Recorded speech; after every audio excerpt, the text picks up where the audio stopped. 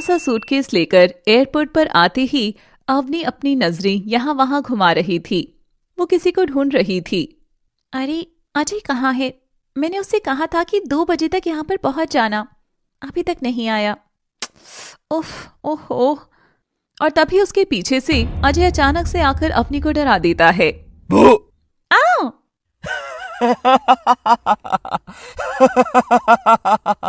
डर गई डर गई। ओफो, तुम भी ना, डरा ही दिया। 26 साल के हो गए हो लेकिन अभी तक तुम्हारा बचपना नहीं गया। क्या करें, दिल तो बच्चा है जी।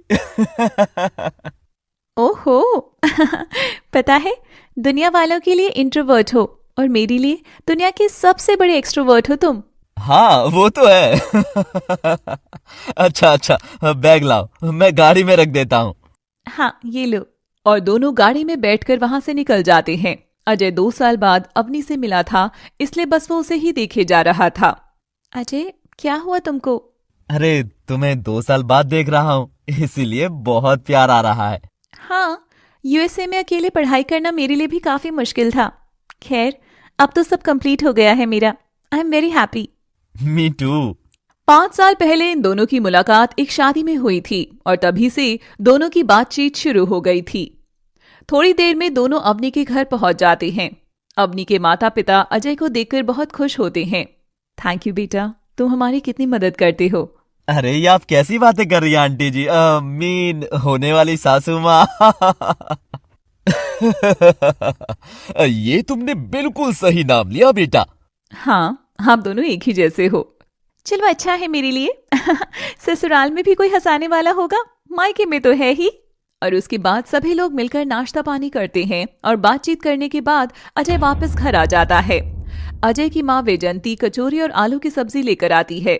ले बेटा, नाश्ता कर ले, तुझे कचौरी और आलू बहुत पसंद है ना? Thank you mom, you are the best mom. अब मस्का मत लगा, चल खा ले अब। अच्छा मम्मी, ये शर्मिला दीदी कहाँ है? कल मुझे ऑफिस से आने में लेट हो गया था, इसलिए मैं पूछना भूल गया था। अजय की बड़ी बहन शर्मिला की शादी हो चुकी है और वो कुछ दिनों के लिए अपने मायके आई हुई है। अरे वो उसकी बेस्ट फ्रेंड ईलू की शादी है तो वहीं पर रुकी हुई है। क्यों? लेकिन वापस तो आना चाहिए ना, अभी तक शादी तो हो गई। अरे कोई बात नहीं, उसकी बेस्ट फ्रेंड है, उसकी विदाई देखकर ही आएगी। तू टेंशन मत ले, अपना नाश्ता कर ले। ठीक है। अजय नाश्ता शुरू करता है। वैजयंती उसकी तरफ ऐसे देख रही थी मानो वो कुछ कहना चाह रही हो। क्या हुआ माँ, कुछ कहना चाह रही हैं क्या आप? हाँ, वो मैं तेरी शादी से रिलेटेड बात करना चाह रही थी। हाँ बोलिए ना माँ। तू कब जाना है अपने के घर पर रिश्ते की बात करने के लिए? परसों जाना है माँ। दरअसल अजय अवनी के बारे में सब कुछ घर में पहले ही बता चुका था। अच्छा। क्या हुआ माँ, मुझे पता है कि आप कुछ कहना चाह रही हैं, बोलिए ना माँ, क्या बात है? वो ये बता अजय कि दहेज में तुम्हारे ससुर जी आखिर दे क्या रहे हैं? अरे माँ कैसी बातें कर रही हो आप? अपनी काफी पढ़ी लिखी लड़की है, समझदार है, इंडिपेंडेंट वुमेन है वो, और भला क्या चाहिए आपको? अरे तो क्या हुआ, लेकिन शादी में तो लेना देना बनता ही है ना।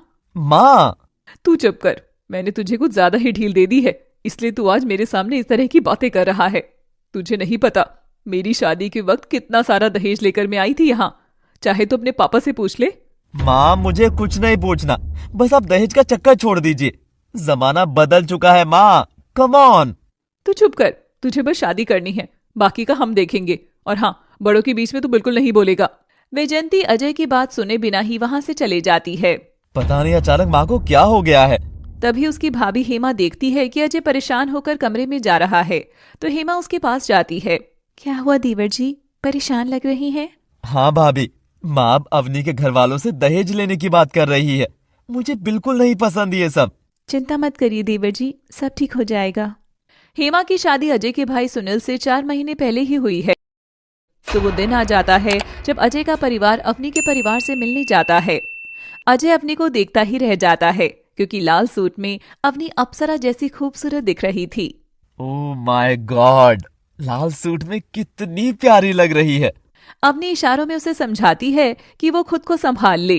अरे दीवर जी, सब ठीक है ना?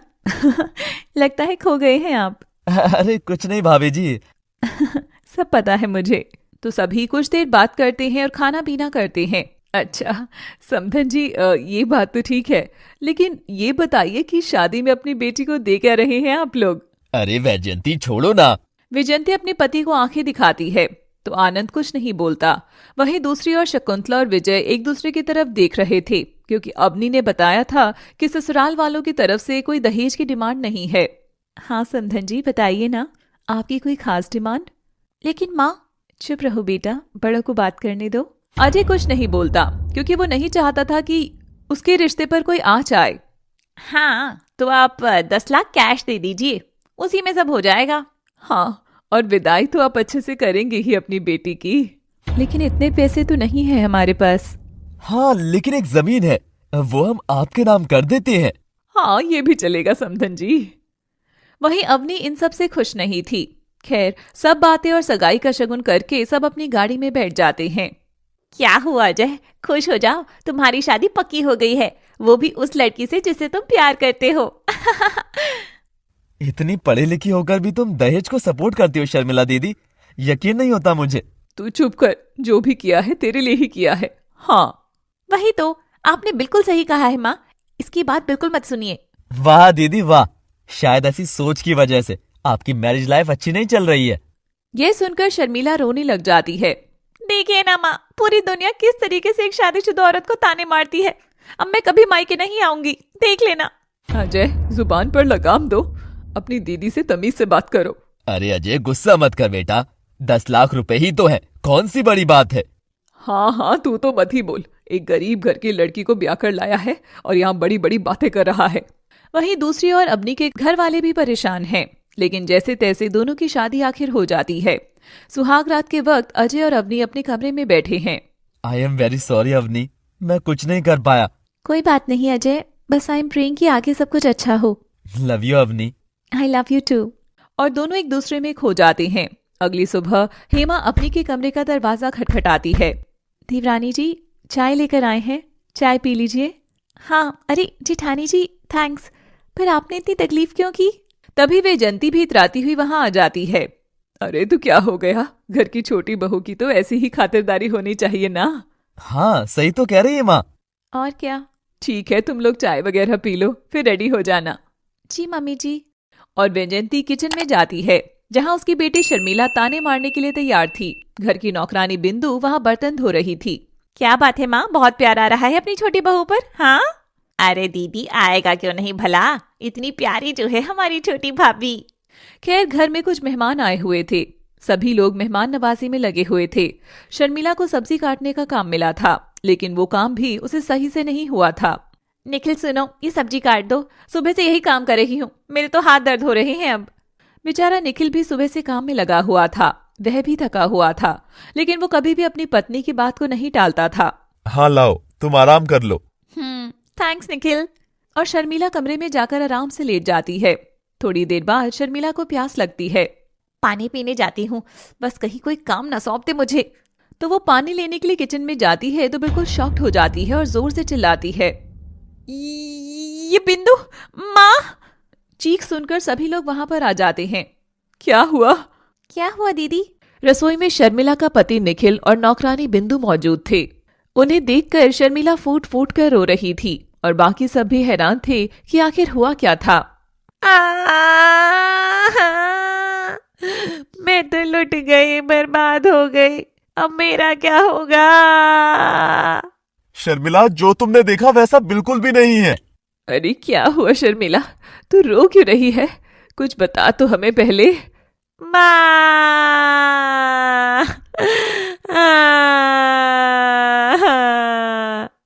आखिर हुआ क्या है, हमें बताइए तो। हाँ दीदी, क्या हुआ? ये पति घर की नौकरानी के साथ। छी छी छी, मुझे तो बोलने में भी शर्म आ रही है। शर्मिला प्लीज। बिंदु भी सिर झुकाए खड़ी थी और कुछ नहीं बोल रही थी। वहीं बाकी सभी लोग समझ जाते हैं कि आखिर यहाँ पर हुआ क्या था। क्या जीजा जी, ये सब क्या कह रही है शर्मिला? हे राम राम राम, यकीन नहीं होता दामाद जी कि आप ऐसी हरकत करेंगे। मैंने तो तुझे पहले ही समझाया था शर्मिला कि यह लड़का तेरे लिए सही नहीं है, लेकिन तू ही मेरी नहीं मानी थी। हाँ, माँ मैं तो इनसे बहुत प्यार करती हूँ। आखिर क्या कमी रह गई थी निखिल मेरे प्यार में। दामाद जी, आखिर बात क्या है, आप बताइए हमें। ससुर जी, मेरा यकीन कीजिए, मैंने कुछ भी नहीं किया। वो बिंदु के ऊपर छिपकली गिर गई थी, वो बहुत डर रही थी, तो मैं बस उसकी मदद कर रहा था, और अचानक पता नहीं क्यों बिंदु मुझसे जानबूझकर लिपट गई। अरे अरे साहब, मैं गरीब हूँ तो क्या हुआ, मेरा भी कोई ईमान है, मैंने ऐसा कुछ भी नहीं किया। निखिल साहब, मेरी रोजी रोटी पर लात मत मारिए। बिंदु, तुम ऐसा क्यों कर रही हो? क्यों झूठ बोल रही हो? हम कुछ नहीं कर रहे हैं साहिब। और इस तरह दोनों एक दूसरे पर इल्जाम लगाने लग जाते हैं। दोनों चुप हो जाओ, लोगों के सामने तमाशा बना कर रख दिया है। और दामाद जी, आप यहाँ से अभी अपने घर चले जाइए। सासू माँ, खबरदार, जो मुझे अब सासू माँ कहा तो। प्लीज मेरा यकीन कीजिए। लेकिन वैजयंती उसकी बिल्कुल भी नहीं सुनती। अरे वैजयंती, इतनी जल्दी ऐसा फैसला लेना सही नहीं है, एक बार दामाद जी की भी। चुप रहिए आप, मैं बिंदु को कई सालों से जानती हूँ, ये ऐसा क्यों करेगी? और निखिल को तो हम कुछ सालों से ही जानते हैं ना। लेकिन माँ, ये सब करना सही नहीं है।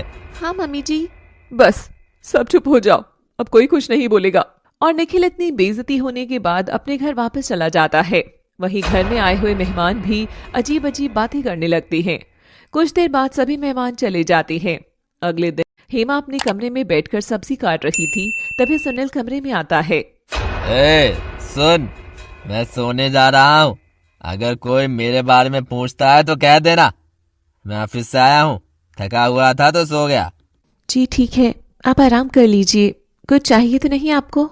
नहीं, मुझे कुछ नहीं चाहिए, अब मुझे चुपचाप सोने दो। असल में सुनील शराब पीकर आया हुआ था। सुनील शराबी था, यह बात सबको पता थी, लेकिन कोई कुछ नहीं कर पाता था।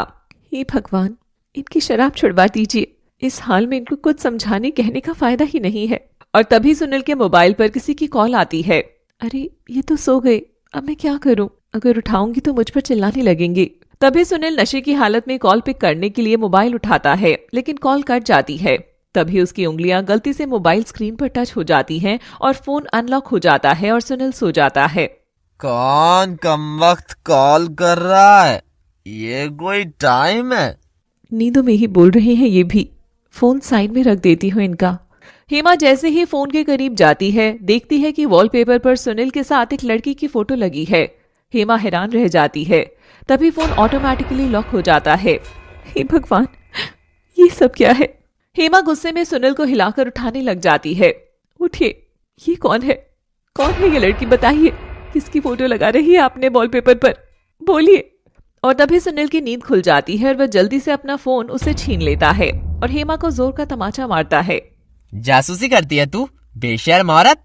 सुनील जी, मैं जासूसी नहीं कर रही थी, आपका फोन आपसे ही अनलॉक हो गया था, तभी ये वॉलपेपर देखा। अच्छा, तो सुन ले अब मेरी बात कान खोलकर। आइंदा मेरे फोन को हाथ भी लगाया ना, तो तेरा ये हाथ तोड़कर दूसरे हाथ में दे दूंगा, फिर भीख मांगना गलियों में। छोड़िए, दर्द हो रहा है। समझ गई ना? ये और अच्छे से समझाऊं? फोटो में वो लड़की कौन है? अच्छा वो, हाँ तो क्या कर लेगी तू? तेरे बाप पर मेरा बहुत सारा कर्ज है, इसीलिए तुझे यहाँ ब्याह कर लाया हूँ, तो अपनी औकात मत भूल। वैसे भी तेरी वजह से मुझे रोज ताने सुनने पड़ रहे हैं अपनी माँ से। बढ़िया आई। असल में हेमा गांव की लड़की थी और सुनील से शादी करना उसकी मजबूरी थी। सुनील ने ही उसके पिता के सामने शादी का प्रस्ताव रखा था।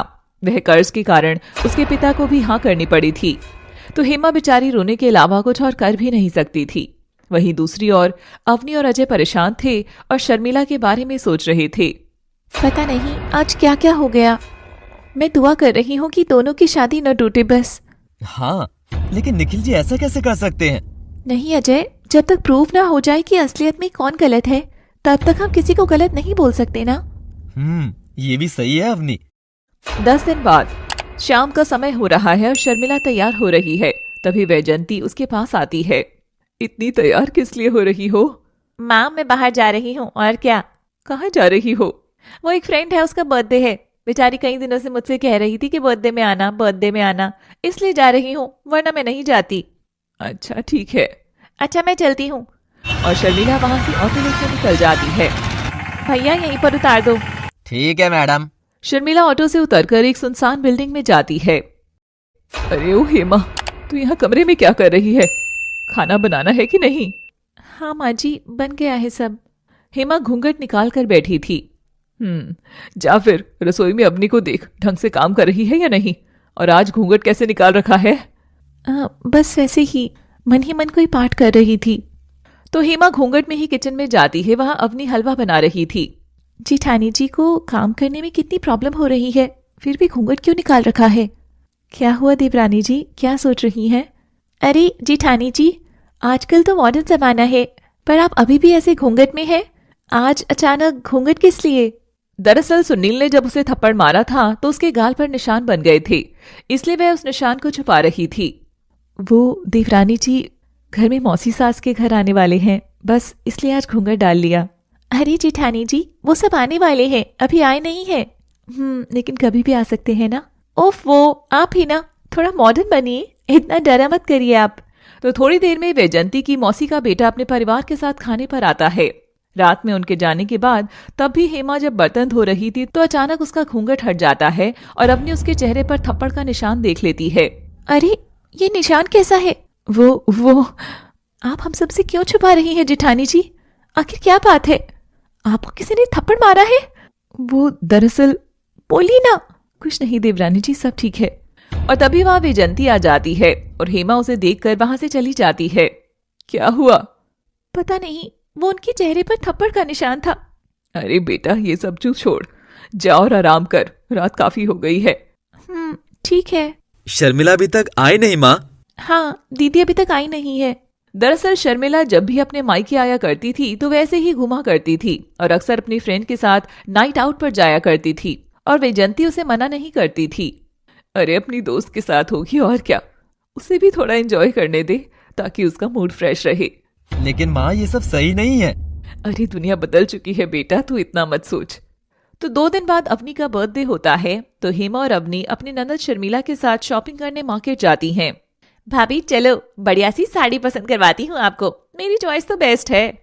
हाँ वो तो है दीदी। दीदी ये लीजिए आपका जूस, और अवनी ये तुम्हारा। क्या भाभी, इतनी देर कर दी जूस लाने में, जल्दी दीजिए। तो हेमा जूस देने के लिए आगे बढ़ती है कि तभी उसका पैर फिसल जाता है और वह जूस शर्मिला के ऊपर गिर जाता है। ओह सॉरी दीदी। पागल हो गई है क्या आप, दिखाई नहीं देता क्या? शर्मिला उसे खूब सुनाती है और शर्मिला रोने लग जाती है। दीदी इतनी सी बात पर आप जेठानी जी को इतना क्यों सुना रही है? आप चुप रहिए, मुझे कोई शॉपिंग नहीं करनी, जा रही हूँ मैं घर। शर्मिला गुस्से में जाने लगती है। अरे रुकिए तो दीदी सॉरी। जेठानी जी आप यहीं रुकिए, मैं दीदी को लेकर आती हूँ। तभी अवनी उसके पीछे जाती है और तभी रास्ते में एक नकाब लगाया हुआ आदमी अवनी के सामने बाइक रोकता है और उतरकर उसे एक लेटर देता है। ये ले, तेरे लिए जाने मन। कौन है तुम? वो आदमी भाग जाता है। तब तक अवनी भी शर्मिला के पास आ चुकी थी। जब अवनी और शर्मिला वो लेटर पढ़ते हैं तो उनके होश उड़ जाते हैं। तो अवनी और शर्मिला के लेटर पढ़ने के दौरान वह बाइक सवार आदमी वहां से जाते हुए अवनी को इशारा भी करता है। भाभी ये लेटर आपके लिए है, और देखो तो वो आदमी आपको इशारा कर रहा है। ये सब क्या हो रहा है दीदी? भाभी आपको तो पता ही होगा कि आखिर ये आदमी कौन था। मुझे नहीं पता दीदी, पता नहीं कौन था वो, और ये लेटर क्यों दिया? जल्दी घर चलते हैं भाभी अब। हाँ, मैं जेठानी जी को बुला लूं। तो जल्दी से तीनों घर आ जाती हैं और सभी को सारी बात बता देती हैं। दरअसल वो एक लव लेटर था, लेकिन उसमें लिखने वाले का नाम नहीं था, लेकिन अवनी का नाम था। अजय ने भी लेटर पढ़ा। तुम चिंता मत करो अवनी, हम अभी पुलिस स्टेशन चलकर इसकी कंप्लेंट करते हैं। नहीं, पुलिस स्टेशन जाएगा तो ये सोच के हमारी इज्जत का क्या होगा, रहने दे। लेकिन माँ, ऐसे लोगों को सबक सिखाना जरूरी होता है, अवनी को रिस्क भी हो सकता है। हाँ भाई, वो तो जरूरी है, लेकिन अभी आप शादी को कुछ दिन भी नहीं हुए हैं और ये सब खबर फैलेगी तो गंदा लगेगा। और दोनों माँ बेटी मिलकर अजय को बहुत समझाती हैं। आखिर अजय को मानना ही पड़ता है। ठीक है, मैं पुलिस स्टेशन नहीं जाऊंगा, लेकिन अवनी तुम अब कहीं भी अकेले मत जाना। कहीं जाना हो तो मुझे बताना या फिर सुनील भैया को बताना। हाँ ये ठीक है। ठीक है। तो आखिर ये लव लेटर किसने भेजा था अवनी को, यह तो हम आगे की कहानी में ही पता चलेगा। तो कुछ दिन बाद अवनी और शर्मिला फिटनेस क्लास से घर वापस आई थी। आज रास्ते में कुछ गड़बड़ तो नहीं हुई ना? नहीं माँ, आप टेंशन मत लो, सब ठीक है, छोटा सा तो रास्ता है। हाँ वो तो अच्छा हुआ कि हमारा फिटनेस क्लास पास में ही है मम्मी जी। माँ, मुझे आपसे अकेले में कुछ बात करनी है, इधर आओ। आ रही हूँ। और दोनों माँ बेटे बात करने के लिए बालकनी में चले जाते हैं। माँ, मुझे 40,000 रुपए दे सकती हो क्या? अरे अब क्यों चाहिए तुझे पैसे? और हाँ, वैसे भी मेरे पास अभी पैसा नहीं है। अरे माँ, मुझे पैसे दे दो, वरना मैं बर्बाद हो जाऊंगा। सिर्फ 40,000 रुपए की ही तो बात है माँ। क्या मतलब बर्बाद हो जाएगा? ऐसा क्या हो गया है? वो गलती से मैंने कुछ महंगे सामान तोड़ दिए हैं। वो ऑफिस का सामान था, उसकी कीमत करीब 70,000 रुपए थी। कुछ पैसे का तो इंतजाम मैंने कर लिया है, लेकिन बाकी 40,000 रुपए का इंतजाम नहीं हो पा रहा है। और वैजंती के आगे रोकर गिड़गिड़ाने लगता है। अब क्योंकि वैजंती अपने बच्चों से बहुत प्यार करती थी, इसलिए वह मान जाती है। ठीक है, कल मिल जाएंगे तुझे 40,000, अब रो मत। थैंक यू माँ, आप बहुत अच्छी हैं। और सुनील खुश होकर अपनी माँ को गले से लगा लेता है। वहीं शर्मिला चुपके से दोनों की बातें सुन लेती है। हाँ, जब मैंने माँ से 20,000 रुपए मांगे थे तो मुझे 20,000 भी नहीं दे पाई थी, लेकिन देखो तो अब भाई को 40,000 दे रही है। हाँ, और उसे बहुत गुस्सा आता है। इसके थोड़ी देर बाद डोरबेल बजती है। शर्मिला दरवाजा खोलती है तो देखती है वहाँ निखिल आया है। अब तुम यहाँ पर क्या करने आए हो? चले जाओ यहाँ से। प्लीज शर्मिला, ऐसा मत करो, मैं तुम्हारे बिना नहीं रह पाऊंगा। हमारा इतना प्यारा रिश्ता ऐसे मत तोड़ो, प्लीज। अपनी बकवास बंद करो और चले जाओ यहाँ से। सुना नहीं क्या? शर्मिला की ऊंची आवाज सुनकर वैजंती वहां पर आ जाती है। अच्छा, तो पुराने दामाद जी आए हैं। पुराना दामाद मतलब? हाँ, कुछ दिन और है। अब आपको आने की जरूरत नहीं होगी, क्योंकि आपके घर में डिवोर्स के पेपर जल्दी ही भिजवा दिए जाएंगे। नहीं सासू माँ, ये आप कैसी बातें कर रही हैं? प्लीज। माँ एकदम सही कह रही है। अब चुपचाप यहाँ से निकल जाओ। निखिल बेचारा उन दोनों के सामने गिड़गिड़ाता रहता है और बार बार यही कहता है कि उसे माफ कर दिया जाए, लेकिन शर्मिला नहीं मानती और दरवाजा बंद कर लेती है। चलो, गया, जान छूटी। माँ, मैं आगे की पढ़ाई करना चाहती हूँ, और हाँ, आप पैसों की चिंता मत करिए, मैंने कुछ पैसे बचा रखे हैं, मैं उन्हीं पैसों से पढ़ाई करूंगी। अच्छा, चल ठीक है, तेरी जो मर्जी कर। हाँ माँ, और कुछ दिनों बाद कोई जॉब भी कर लूंगी। हाँ ठीक है, बस तू अपने जीवन में खूब आगे बढ़ जा, मैं तो यही चाहती हूँ। हाँ माँ, थैंक्स। तो शाम को अवनी एक्सरसाइज करने के लिए कपड़े चेंज करके आई थी।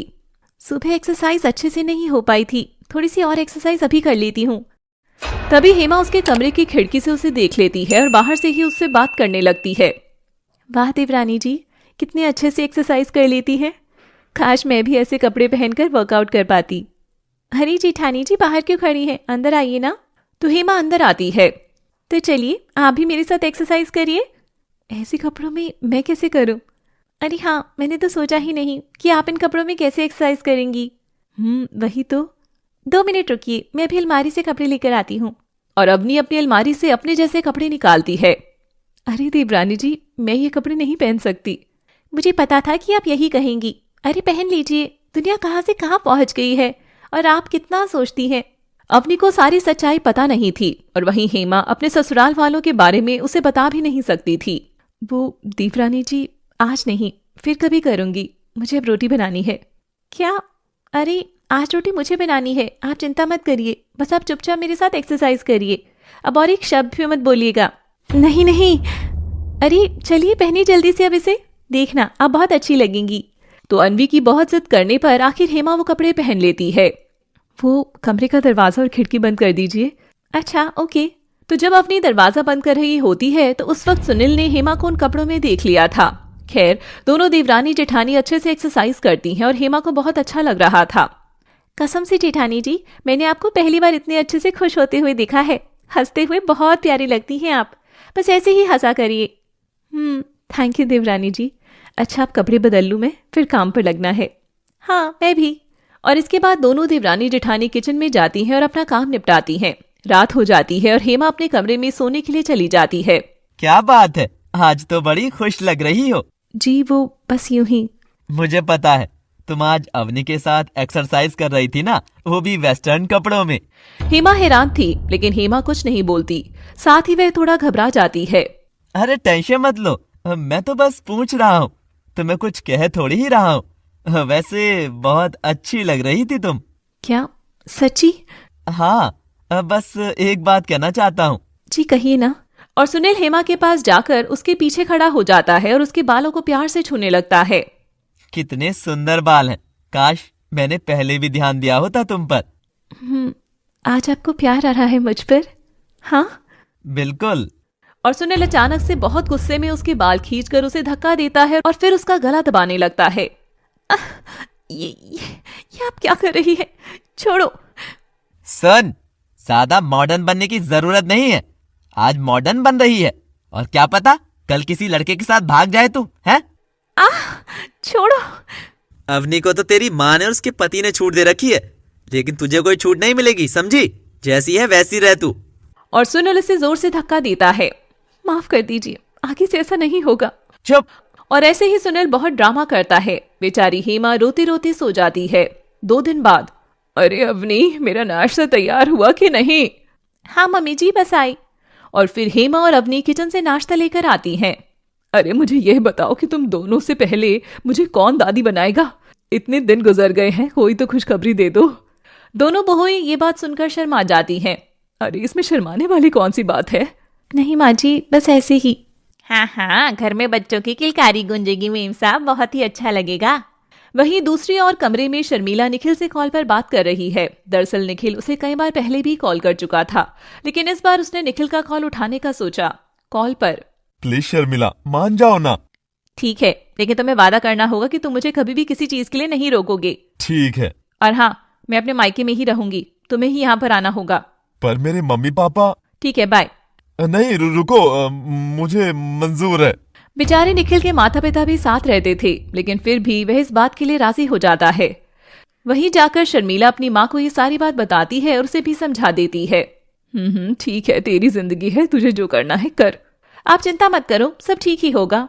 अगले दिन हेमा छत के स्टोर रूम की सफाई करने के लिए गई। तभी उसे एक लिफाफा दिखता है जिसमें बहुत सारे पैसे रखे थे। अरे ये लिफाफा किसका है और इतने पैसे? जाकर सबको बता देती हूँ। तभी सीढ़ियों के पास उसे बिंदु दिखाई देती है। अरे बिंदु, देखो, मुझे ये लिफाफा मिला है, इसमें बहुत सारे पैसे हैं। पूछते हैं किसके हैं।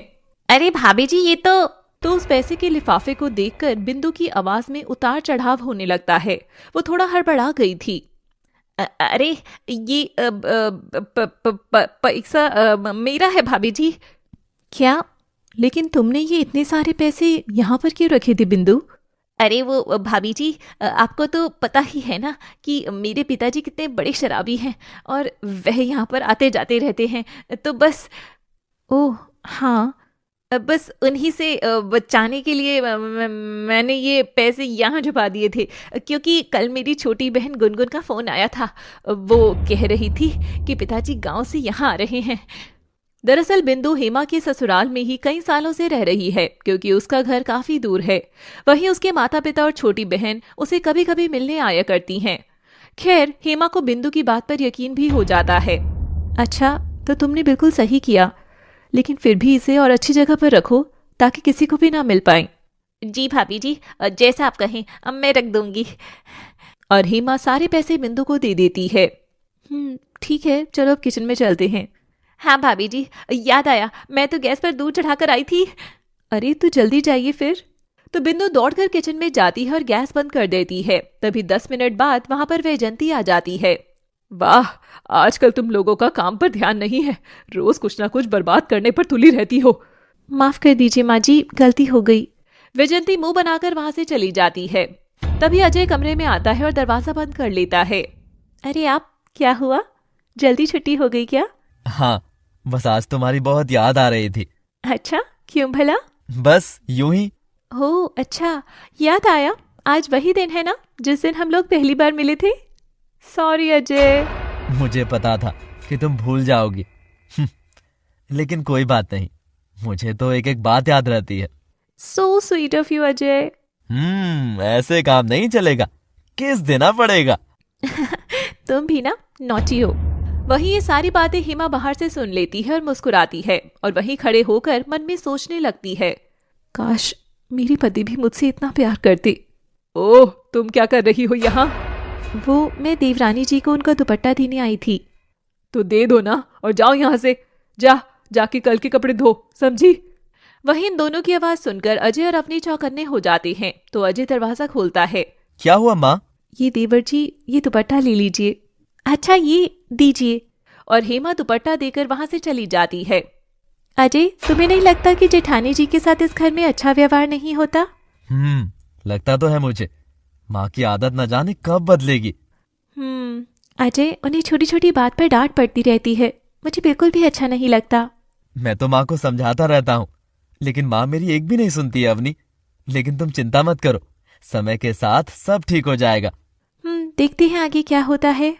तो इसके बाद दोनों बाहर जाते हैं और खूब एंजॉय करते हैं। वहीं घर में माँ बेटी दोनों अकेले बालकनी में बैठे हैं और चाय पी रहे हैं। माँ, अपनी भाभी के तो बहुत मजे हैं, ज्यादा काम भी नहीं करना पड़ता और दिन भर बाहर घूमो मस्त अपने पति के साथ। हाँ, अरे तू क्या हुआ, अभी दोनों की उम्र है, थोड़ा एंजॉय करने दे, तू क्यों बोझ ले रही है? तुम तो भाभी के फेवर में ही बोलोगी क्योंकि तुम्हें पैसे जो मिले हैं। हाँ, चुप कर शर्मिला, कभी कभी तू ज्यादा ही बोल जाती है। तो क्या मुझे बोलने का भी हक नहीं है माँ? मैं पराई हो गई हूँ ना, इसलिए ऐसा बोल रही हो। अरे ऐसी बात नहीं है, तू रो मत। नहीं माँ, बस बहुत हुआ, जब से अपनी भाभी आई है तुम मेरे बारे में बिल्कुल भी नहीं सोचती, मुझे तो जैसे भूल ही गई हो। वैजयंती शर्मिला को गले लगा लेती है। अरे नहीं बेटा, तू तो मेरी जान है। सच्ची? हाँ बेटा। उसी शाम अजय और अवनी शॉपिंग करके वापस घर लौटे हैं। माँ पापा, आप सभी के लिए हम लोग गिफ्ट लेकर आए हैं, देखिए तो कैसा है। हाँ, हम लोग मॉल भी गए थे, वहाँ पर बहुत डिस्काउंट मिल रहा था, तो मैंने सोचा सभी के लिए कुछ ना कुछ ले आती हूँ। अच्छा दिखाइए तो भाभी जी क्या है। और अवनी सभी को एक एक बैग दे देती है। तो शर्मिला को बैग और पर्स मिला था, वही हेमा को एक साड़ी मिली थी।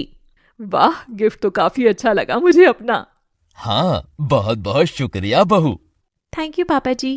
लेकिन शर्मिला को अपना गिफ्ट बिल्कुल भी पसंद नहीं आया। कुछ देर बाद शर्मिला और वैजयंती अवनी के पास जाते हैं और उसे खूब बातचीत करते हैं। वैसे भाभी एक बात बताऊं? हाँ बताइए ना। आप ना हेमा भाभी को ज्यादा भाव मत दिया करो, वह जितनी सीधी लगती है ना उतनी सीधी है नहीं, बता रही हूँ मैं। लेकिन आप ऐसा क्यों कह रही हैं ननद जी? अरे सही तो कह रही है, तुम तो भोली हो, इसलिए उसकी सच्चाई को देख नहीं पा रही हो। हाँ, हेमा भाभी के परिवार वालों ने किस तरह उनकी शादी हमारे भाई से करवा दी, ये तो हम ही जानते हैं सच। हाँ लेकिन दीदी। अरे तू समझती नहीं, बस उसके चक्कर में मत पड़। और न जाने हेमा के बारे में दोनों माँ बेटी क्या क्या बोलती हैं। वहीं अवनी इन सब बातों पर ज्यादा ध्यान नहीं देती। वहीं आजकल शर्मिला अवनी से भी चिढ़ने लगती है और वह अपनी माँ से उसकी भी शिकायत करने लगी है। खैर कुछ दिन बीत जाते हैं। एक दिन अचानक से सुनील कहीं गायब हो जाता है।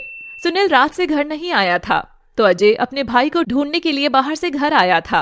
अरे बेटा अजय, क्या हुआ? तेरे भैया मिले या नहीं? पापा, भैया का मिलना तो दूर, उनका तो कुछ अता पता भी नहीं चल रहा है कहीं से भी। क्या? हे भगवान, न जाने हमारे घर में ये सब क्या हो रहा है। आखिर जेठ जी कहाँ जा सकते हैं? ये सब हेमा की वजह से हो रहा है। हाँ, इन्हीं की वजह से है। भैया को रोज सुनना पड़ता है, लगता है इन्हीं सब चीजों से परेशान होकर वो कहीं बाहर निकल गए हैं। नहीं शर्मिला दीदी, ऐसी बात नहीं है। भला इन सब चीजों में जेठानी जी की क्या गलती है? क्या अपनी भाभी, सुनील भैया खो गए हैं लेकिन आपको अभी भी हेमा भाभी की ही चिंता है, कमाल है। शर्मिला, जरा सोच समझ कर बोलो। और वैजयंती, तुम हर बात का इल्जाम हेमा पर मत लगाया करो। हाँ वही तो मैं कह रही हूँ। हाँ क्यों नहीं, देखा माँ, इस घर में कोई भी मुझे अपना नहीं मानता। पराई हो गई हूँ ना मैं कल सुबह ही यहाँ से चली जाऊंगी। बस अब जो भी कुछ करना है मुझे, मैं अपने ससुराल से ही करूंगी। अवनी, तुम्हें हमने छूट दी है, इसका मतलब ये नहीं कि तुम सिर पर चढ़ जाओ, समझी? माँ, ये क्या कह रहे हो? तुम चुप रहो, जब मैं बोलती हूँ तो बीच में मत बोला करो। और इस तरह घर में काफी ड्रामा हो जाता है और सब एक दूसरे से बहस करने लगते हैं। उस समय घर में निखिल भी आ चुका था, लेकिन वह कुछ नहीं बोल रहा था। खैर सुनील की मिसिंग कंप्लेन लिखवा दी जाती है। अगले दिन निखिल और शर्मिला मार्केट से सब्जी लेकर आ रहे थे कि तभी रास्ते में वही नकाब लगाया हुआ आदमी अपनी बाइक पर उन दोनों के सामने रुकता है और उतरकर निखिल के पास जाता है। ओहो, क्या बात है, साड़ी में तो तू बिल्कुल पटाखा लगती है। आजा जाने मन। कौन हो? तभी वो आदमी शर्मिला का हाथ पकड़ने की कोशिश करता है। यहाँ से चला जा, वरना तुझे जिंदा नहीं छोड़ूंगा। तू तो नामर्द है, नामर्द। अपनी बीवी को तो संभाल नहीं सकता और बात करता है मुझे मारने की। अरे मारो इसे निखिल। और निखिल उस आदमी को मारने लगता है, लेकिन वो आदमी काफी ताकतवर था। वह निखिल को 2 बार में ही बेहोश कर देता है। कैसा पति मिला है मुझे, ये एक काम नहीं होता इसके। छोड़ूंगा नहीं तुझे। वहीं वो आदमी शर्मिला को धमकी देकर चला जाता है। शर्मिला घर वालों को कॉल कर देती है तो सभी लोग वहां पर पहुंच जाते हैं। वहीं निखिल को जल्दी से अस्पताल ले जाया जाता है। निखिल को होश आता है। शर्मिला, तुम ठीक तो हो ना? हाँ वो तो ठीक है, लेकिन दामाद जी आप तो उसके एक ही बार में ढेर हो गए।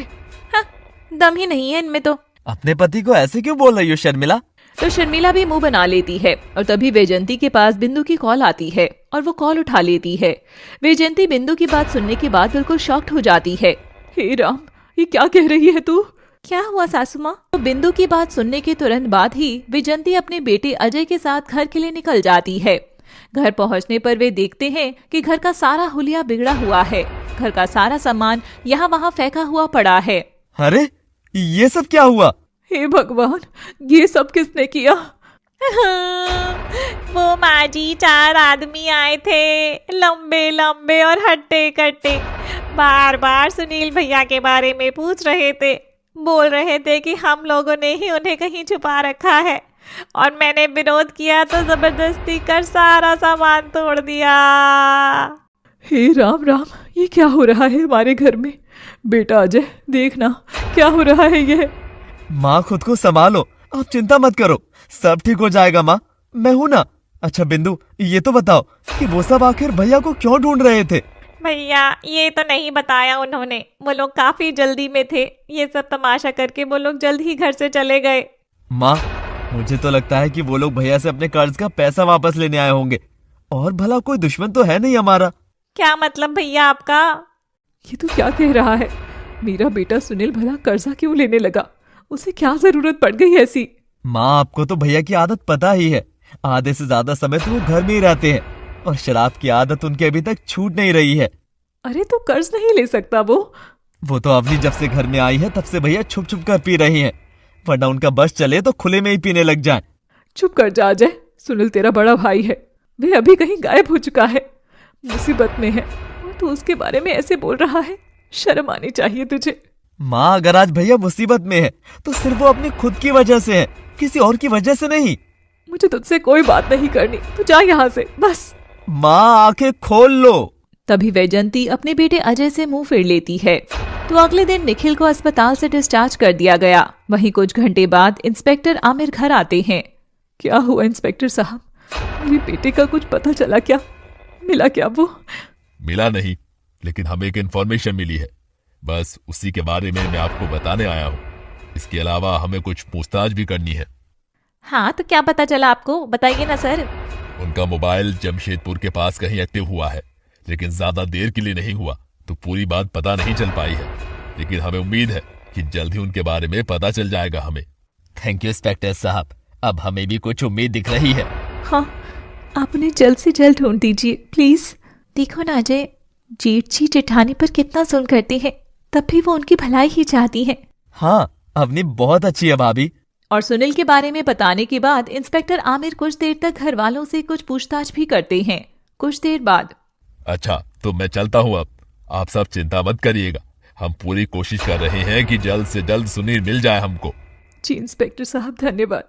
इंस्पेक्टर वहां से जाने लगते हैं कि तभी वैजयंती भी उसके पीछे पीछे चली जाती है और घर के बाहर जाकर उसके आगे आकर रुक जाती है। क्या हुआ, आप यहाँ? अरे वो सर, मुझे आपसे कुछ बात करनी थी इसलिए आई हूँ, अंदर नहीं कर सकती थी। हाँ बताइए ना, क्या बात है? मेरे बेटे के गायब होने के बाद से मुझे तो अपनी बड़ी बहू हेमा और उसके परिवार वालों पर शक हो रहा है। ओह अच्छा, पर आपको ऐसा क्यों लग रहा है? वो मेरी बड़ी बहू अपने पति को पसंद नहीं करती थी, वह तो चाहती है कि वो कहीं गायब हो जाए, और देखो हो ही गया बेचारा। अच्छा ठीक है, तो हम इस एंगल से भी इन्वेस्टिगेशन करेंगे, आप बिल्कुल भी चिंता मत करिएगा। जी इंस्पेक्टर साहब, आपका बहुत भला होगा। ओके। और इंस्पेक्टर अपनी गाड़ी में बैठकर चले जाते हैं। वहीं कुछ दिन और बीत जाते हैं, लेकिन सुनील का कहीं पता नहीं चलता। साथ ही वैजयंती को सुनील की बहुत फिक्र हो रही थी। उसी शाम निखिल बार बार इस नकाबपोश आदमी के बारे में सोच रहा था।